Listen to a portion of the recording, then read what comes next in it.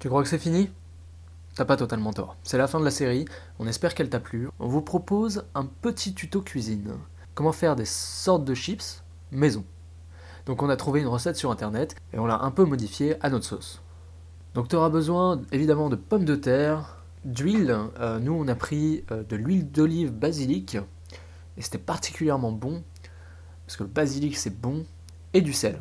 Je te donne pas les quantités parce que c'est à toi de voir. C'est plus tu mets de pommes de terre, donc de chips, plus tu auras besoin du reste. Donc d'abord, préchauffe ton four à 200 degrés. Ensuite, nettoie tes pommes de terre dans la joie et la bonne humeur. Tu vois, c'est comme ça que tu sens que c'est des pommes de terre, tu vois, genre venant de la ferme. Parce qu'il y a 6 kilos de terre dessus en fait.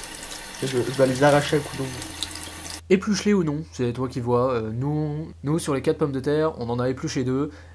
Enfin, il en a épluché 2 et j'avais la flemme de prendre la suite parce qu'il avait tellement galéré que voilà. Du coup, c'est bon aussi avec la peau en fait, hein, donc fais ce que tu veux. Ensuite, tu les tranches le plus finement possible, évite de te couper les doigts. Plonge tout ça dans l'eau, dans un saladier, dans une casserole, tu t'en fous, dans l'eau sans faire bouillir ou quoi, pendant 30 minutes. Ensuite, tu vas poser chaque petite chips, petite lamelle de patate, sur un torchon et poser un autre torchon dessus. L'idée, c'est vraiment d'éponger la patate. Jamais j'aurais cru dire ça une fois dans ma vie. Ensuite, prends un saladier, un bol, ce que tu veux, tu mets toutes tes chips dedans, tu mets l'huile et du sel, tu mélanges entre les deux, histoire que tout soit réparti sur toutes les chips. Ensuite, tu prends la plaque du four, tu mets ton papier cuisson, tu étales toutes les chips de façon à ce qu'elles ne se superposent pas. Et tu mets au four pendant 15 minutes.